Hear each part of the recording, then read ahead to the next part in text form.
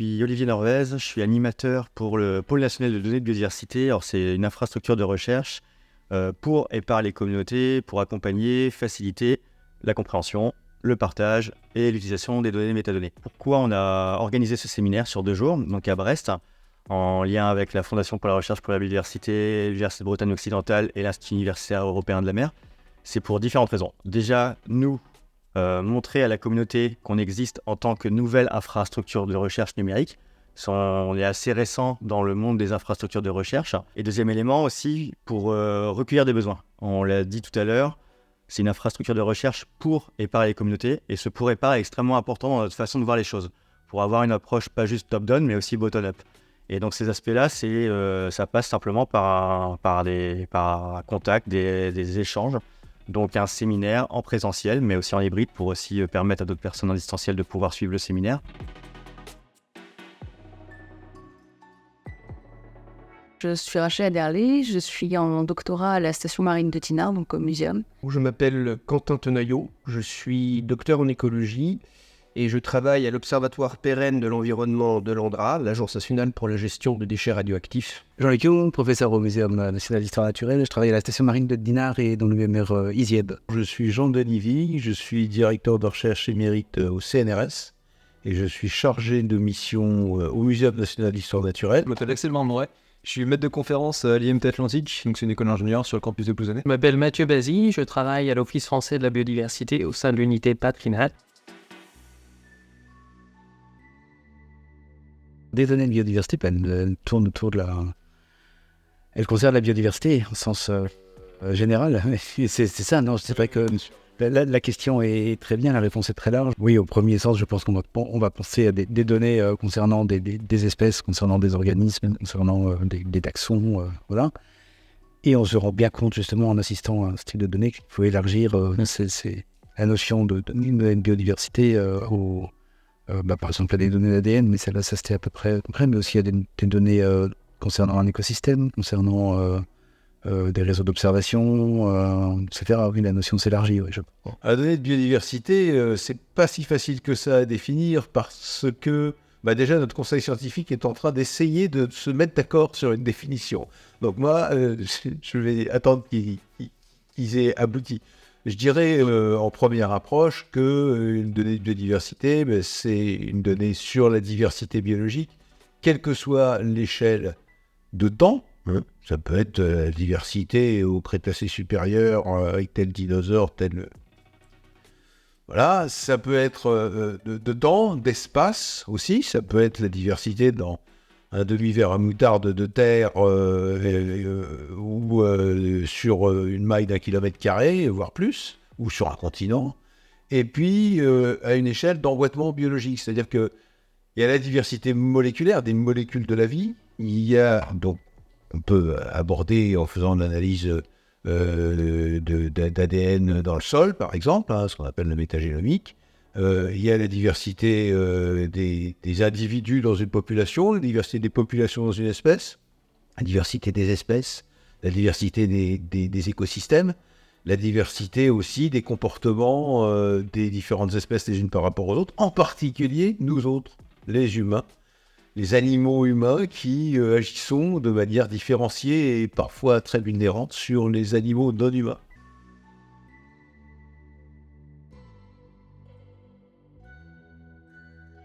Et la métadonnée, ça va être tout ce qui va entourer cette information sur la méthodologie qui a permis le recueil de ces données, les dates, les lieux, les heures, et qui va permettre derrière de recontextualiser qu'est-ce qui a été fait, comment ça a été obtenu pour permettre à la fois d'en procéder à une bonne analyse et éventuellement de réutiliser ces données a posteriori dans le contexte. Savoir d'où viennent ces données, pourquoi ces données ont été acquises, pour pouvoir correctement faire quelque chose derrière.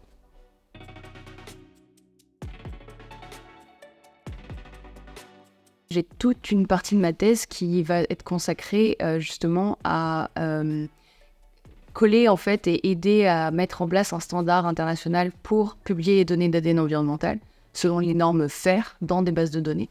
Et donc comme j'ai pas encore toutes les informations sur comment procéder à un plan de gestion de données, où publier ces données, comment proposer des solutions pour le standard, je suis là ici aujourd'hui donc et hier pour avoir des informations sur tout ce qui est fait autour de la donnée globalement en France et à l'international. À la base, moi, je travaille dans la musique. Je travaille pas du tout dans ce domaine.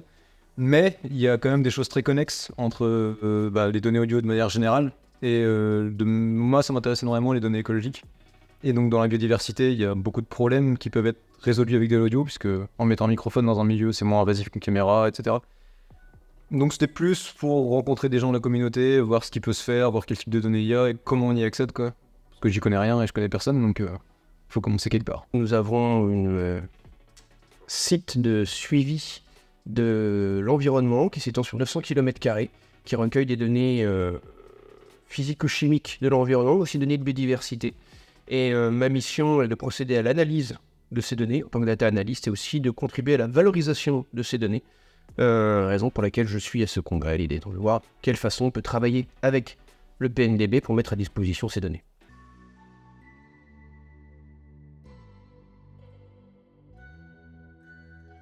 Le chercheur ne produit bien, ne produit de l'originalité intellectuelle que lorsqu'il est libre. Donc, par principe, formater les données, c'est une horreur pour un chercheur. Voilà, par principe. C'est-à-dire que le chercheur, il va avoir besoin, pour l'objectif qui s'est fixé, et compte tenu de la forme de ces données, d'adopter un certain format. Et ça sera le format qu'il aura décidé de choisir, et on n'a rien à dire là-dessus. C'est son métier, il le connaît.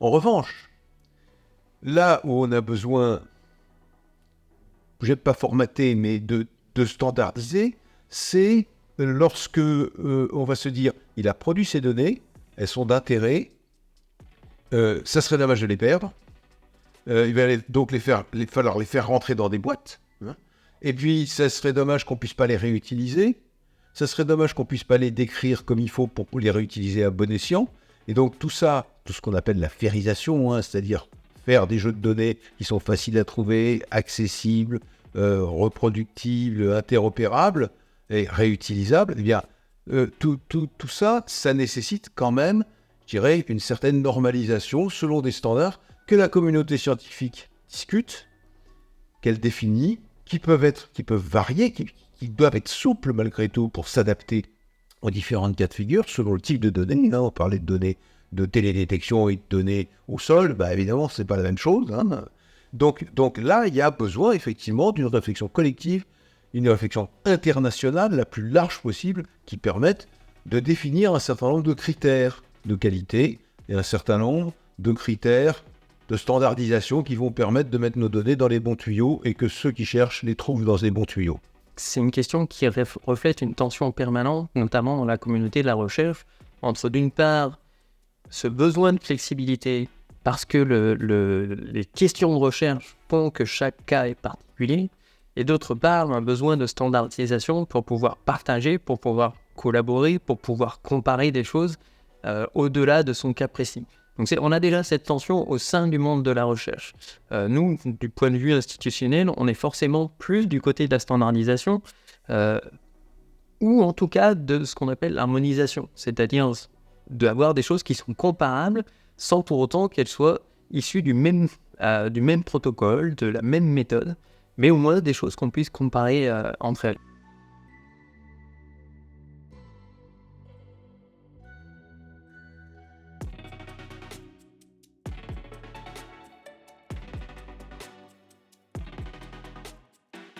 On utilise beaucoup les outils de bioinformatique, donc on a l'habitude. On ne sait pas faire.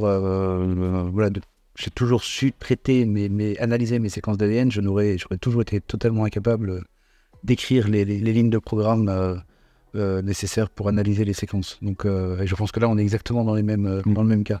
Par contre, je pense qu'il faut faire attention à ne pas utiliser tous ces outils comme des boîtes noires. C'est-à-dire à ce que le biologiste arrive, dépose ses données et des réponses sans savoir quels sont les paramètres, sans savoir quels sont sans prendre le temps de comprendre fonctionne le logiciel, l'algorithme, le logiciel, sans prendre le temps de savoir quels sont les paramètres sur lesquels il peut jouer et qui vont moduler la sortie.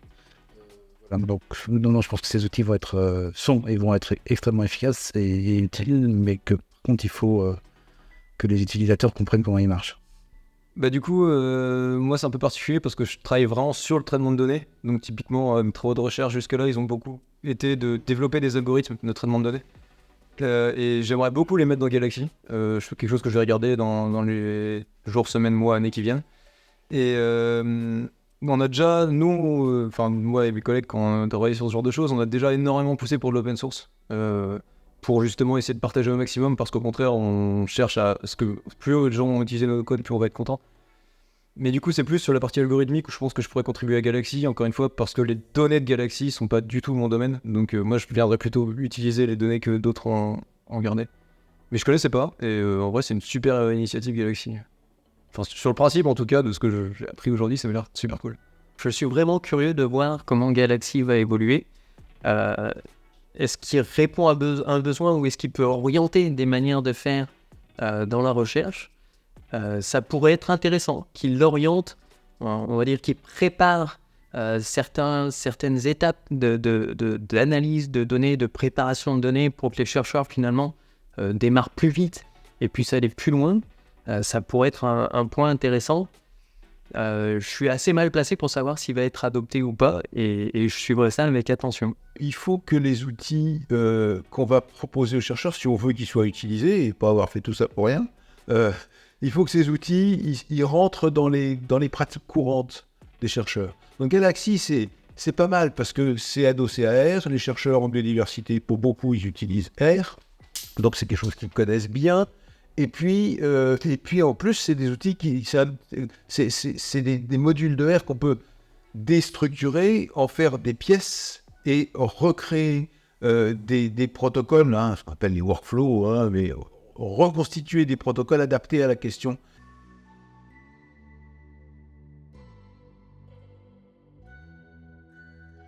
J'ai pas beaucoup d'attentes, justement, parce que je connaissais pas justement trop le domaine. Enfin, j'ai juste vu données en biodiversité, donc je me doutais que ça allait te parler de manière générale de comment... Je m'attendais peut-être plus à de comment on recueille les données, comment on fait pour faire de l'analyse de terrain, comment on fait pour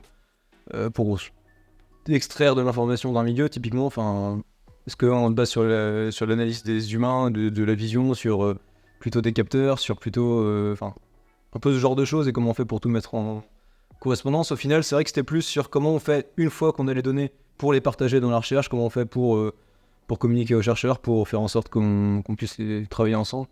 Donc, mais c'est plus parce que je savais pas trop où aller et que du coup je me suis rapproché à ce que je connais de données, quoi. Mais... Donc moi, mon objectif ici, c'était un peu de faire avancer les choses, pour voir qu'est-ce qu'on peut faire pour arriver à travailler ensemble, arriver à se comprendre, arriver à discuter, à avoir un langage commun. J'en ressors assez satisfait puisque j'ai eu des interactions vraiment super avec plein de collègues de la recherche, avec les collègues qui gèrent le PNDB. On est vraiment sur la même longueur d'onde, on manie les mêmes concepts, on va dans la même direction, on utilise le même langage, que ce soit sur les données de la biodiversité ou les données dérivées de la biodiversité. Donc pour moi, c'était de ce point de vue-là, c'était une belle réussite. Oui. C'était cool. Non, c'était vraiment chouette. Les gens, en tout cas, les premiers retours, c'est chouette. On voulait recueillir des besoins. A priori, on a recueilli des besoins. En tout cas, j'en ai noté. Mes différents collègues du PNDB aussi. On a des discussions, il y a eu des échanges. Donc ça aussi, c'était En fait, il y a plusieurs éléments. C'était faire connaître le PNDB, informer le PNDB dans l'écosystème existant et la complémentarité de cet écosystème. A priori, on a réussi. En tout cas, on a des bons retours sur j'ai compris tel truc, j'avais pas encore compris ça, merci, etc., etc. On a accueilli des premiers éléments de synthèse qu'on va pouvoir traduire d'un point de vue technique grâce aux ateliers, avec les 4 thématiques citées tout à l'heure. Et après, les gens ont rencontré d'autres personnes aussi. Et j'étais super content de pouvoir d'avoir réuni donc des gestionnaires, il y avait des gens d'associations, il y avait des chercheurs évidemment, il y avait une dessinatrice. Donc voilà, l'idée, il y avait un dénominateur commun qui était comprendre, partager, utiliser les données de biodiversité. Et au travers de ça, il y a tout plein d'électrons qui justement ont gravité autour de tout ça. Et a priori, tout le monde est content. Donc bon, il y aura évidemment des choses à améliorer, on est d'accord.